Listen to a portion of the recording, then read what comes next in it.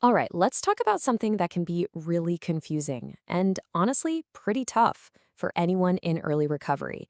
It's that feeling long after detox when you just know something is still off. So, you've done it. You made it through detox. You got through the really tough physical stuff, and you're thinking, okay, the worst is over, right? But then why do you still feel so off? The mood swings, the brain fog, the anxiety. What is going on here? Okay, so this is where things get tricky and where a lot of people get confused. On one hand, you've got acute withdrawal. That's the stuff everyone talks about, right? The sweats, the shakes, the nausea. It's awful, for sure. But it's usually over in a few days or weeks. But then there's this other thing, post-acute withdrawal. And this is a whole different ballgame. We're talking psychological, emotional symptoms that can stick around for months, sometimes even years. And yeah, that second stage, it has a name. It's called Post-Acute Withdrawal Syndrome, or PAWS for short. And let me be clear, this has nothing to do with willpower or not trying hard enough. It's a real, recognized set of symptoms that pop up after the main physical withdrawal is over. It's literally the withdrawal after the withdrawal. Okay, so that's the textbook definition. But what does PAWS actually feel like day to day? When you're just trying to live your life. And this right here, this can be so incredibly validating for people. Just look at this breakdown. You've got mood swings and anxiety that can actually peak months after you've stopped using. Then there's anhedonia. That's just a fancy word for not being able to feel pleasure, where everything just feels gray. We've got cognitive stuff, that classic brain fog that makes it impossible to concentrate. And then, of course, the sleep issues and those cravings that can just ambush you out of nowhere. Seeing it all laid out like this makes you realize, oh, I'm not crazy. This is a thing. And here's the most important takeaway, the thing you really need to hear. This is not a sign that you're failing, not at all. In fact, it's the complete opposite. This quote really nails it. PAWS is your brain's way of healing. It's literally fixing the chemical imbalances that happen during active addiction. So what does that healing actually look like inside your brain?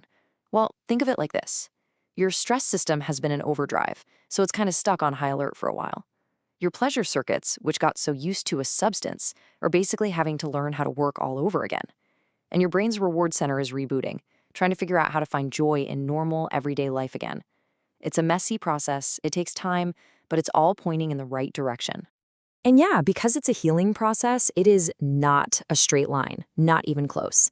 It's much more like an emotional roller coaster. One day you might feel amazing, totally clear-headed and hopeful. And the next, bam, the brain fog is back, you're irritable, and you have no idea why. It's that complete unpredictability that makes PAWS so incredibly tough to deal with. This timeline is super helpful for setting some realistic expectations. It's kind of like a roadmap. You can see here, those first 6 months, they're often the most intense. But then look what happens. As you get into that second half of the first year, the episodes get less frequent, less severe. You start having more normal days. And by year 2, things have faded a lot, though, a big stressor can still trigger a symptom here and there. The main point, it really does get better with time.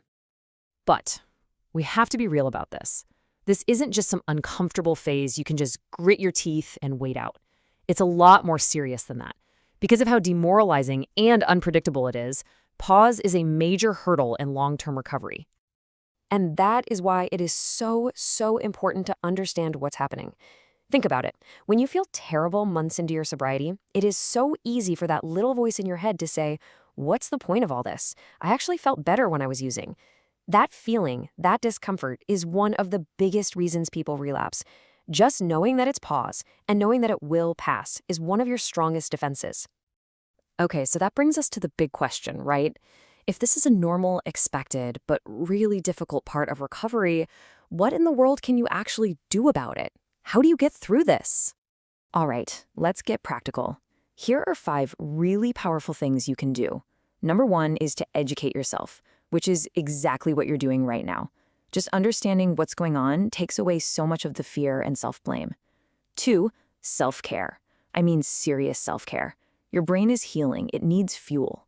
That means good food, regular exercise, and a consistent sleep schedule. 3, stay connected. Don't try to tough this out alone. Talk to a therapist, your support group, trusted friends. Isolation is your enemy here. 4, journaling. This is huge. It helps you see patterns in your symptoms and triggers, and on those really bad days, you can look back and see just how far you've actually come.